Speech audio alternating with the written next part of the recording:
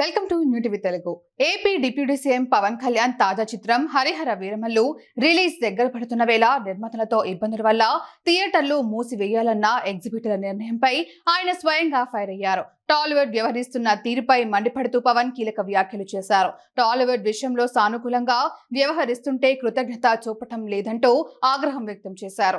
ఏపీలో తెలుగు సినిమా రంగానికి పరిశ్రమ హోదా కల్పించి అభివృద్ధి చేయాలని, ఈ రంగంలో ఉన్నవారి గౌరవ మర్యాదలకు భంగం వాటిల్లకుండా చూస్తుంటే వారికి ప్రభుత్వం పట్ల కనీస మర్యాద, కృతజ్ఞత కనిపించడం లేదని పవన్ ఫైర్ అయ్యారు. కూటమి ప్రభుత్వం ఏర్పాటై ఏడాది కావస్తున్నా సీఎం చంద్రబాబును తెలుగు సినిమా సంఘాలు కనీసం ఒకసారి కూడా మర్యాదపూర్వకంగా కలవలేదన్నారు. కేవలం తమ చిత్రాల విడుదల సందర్భంలో ప్రభుత్వం ముందుకు రావడం తప్ప చిత్రరంగం అభివృద్ధి కోసం సంఘటితంగా రాలేదన్నారు. అందరూ కలిసి రావాలని తాను కోరినా సానుకూలంగా స్పందించలేదన్నారు. టాలీవుడ్ అగ్రనటులను, సాంకేతిక నిపుణులను గత ప్రభుత్వం ఏ విధంగా చీత్కరించుకొని ఇక్కడ్లా పాల్చేసిందో తెలుగు చలనచిత్ర వాణిజ్య మండలి, నిర్మాతల మండలి, మూవీ ఆర్టిస్ట్ అసోసియేషన్ లాంటి సంఘాలు మర్చిపోయినట్లున్నారు.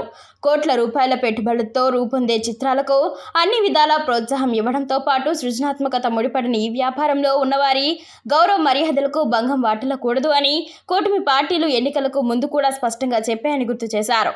గత ప్రభుత్వం వ్యక్తులను చూసి పనులు చేసేదని, కక్ష సాధింపులకు దిగేదని పవన్ గుర్తు చేశారు. తమకు నచ్చిన వారు సినిమాల విడుదల సమయంలో తహసీల్దార్లను థియేటర్ల దగ్గర నియమించి ఎన్ని ఇబ్బందులు పెట్టిందో నిర్మాతలు మర్చిపోతే ఎలా అని అడిగారు. ఎన్నికలకు ముందు తాను, చంద్రబాబు చెప్పిన విధంగానే కూటమి ప్రభుత్వం వ్యక్తులను చూడలేదన్నారు. అక్కినేని నాగార్జున కుటుంబానికి చెందిన వారి చిత్రం విడుదలైనప్పుడు సైతం ప్రభుత్వం తగిన విధంగా ప్రోత్సహించిందన్నారు. వ్యవస్థ బాగుండాలని, దానిపై ఆధారపడ్డ వారు ఇబ్బంది పడకూడదనేదే కూటమి ప్రభుత్వ విధానమన్నారు. త్వరలో సినిమాటోగ్రఫీ శాఖ మంత్రి కందుల దుర్గేష్, హోంశాఖ, వాణిజ్య పనులు, రెవెన్యూ శాఖల మంత్రులతో చర్చిస్తానన్నారు. రాష్ట్రంలో మల్టీప్లెక్స్ స్థాయి సినిమా హాల్స్ ఎన్ని ఉన్నాయో తెలియచేయాలని ఇప్పటికే సినిమాటోగ్రఫీ శాఖ అధికారులను నివేదిక అడిగామని, కొన్ని పట్టణాల్లో సింగిల్ థియేటర్లను కూడా 2-3 స్క్రీన్స్గా విభజించి మల్టీప్లెక్స్ విధానంలో నడుపుతున్నారని తెలిపారు.